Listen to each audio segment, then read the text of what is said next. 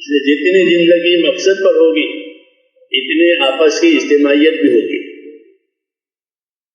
کیوں کہ ہم کو اپنے عمل پر قائم رہنے کی بھی ضرورت ہے اور تعاون کی بھی ضرورت ہے. اپنے مقصد پر قائم رہنے کی بھی ضرورت ہے اور آپس کے تعاون کی بھی ضرورت ہے. کیونکہ آدمی کمزور ہے، اس کو تعاون کی ضرورت ہے، مدد کی ضرورت ہے.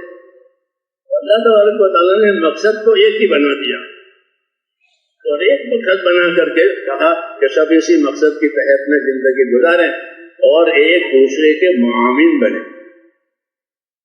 ایک ہی زمانے میں جب ہم مختلف نبی ہوتے تھے تو وہ ایک دوسرے کی تصدیق کرتے تھے، میں بھی نبی ہوں، یہ بھی نبی ہے، میں بھی نبی ہوں، یہ بھی نبی ہے، تاکہ کوئی نبی کے نام پر دوسری چیزیں نہ پیدا کرے، بلکہ معاون بنے. ایسے یہاں بھی ہے کہ ہمارے دین کے کام میں ایک اپنا دین صحیح سمجھ کر صحیح سیکھ کر اس پر قائم ہونا، یہ ہماری ذمہ داری ہے تاکہ اطاعت پوری ہو جائے. اور پھر اس میں ایک دوسرے کا معاون بننا. معاونت کا باب بہت وسیع ہے، جان سے بھی مدد کر سکتے ہیں، مال سے بھی مدد کر سکتے ہیں، دعاؤں سے بھی مدد کر سکتے ہیں.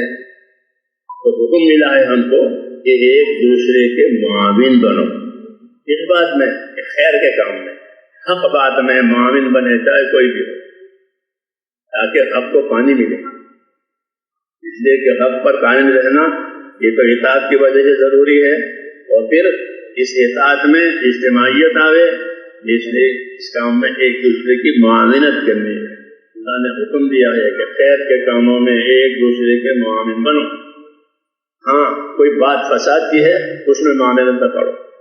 خیر کے کام ہے تعاونوا علی البر والتقوی، کہ نیکی اور تقوی کی باتیں ہیں تو اس میں معاون بنو. تو اپنی ذات سے نیکی اور تقوی پر قائم ہونا، اور جب نیکی اور تقوی کا کوئی کام آیا تو اس کا معاون بنو. دوسرے الفاظ میں ہمارے ذمے استقامت بھی ہے اور ہمارے ذمے نصرت بھی ہے. دونوں کام ہیں، دونوں کام ہمارے ذمے ہے کہ ہم اپنے کام پر، اپنے دین پر استقامت کے ساتھ رہیں، پابند بنیں.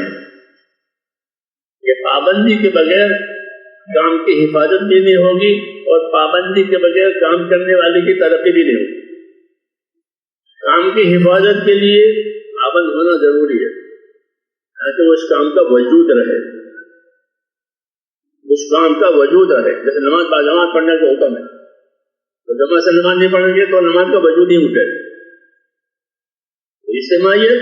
اجتماعیت اصل مقصد کے وجود کے لیے ہے، اس لیے کہا کہ اس کے پابند بنو.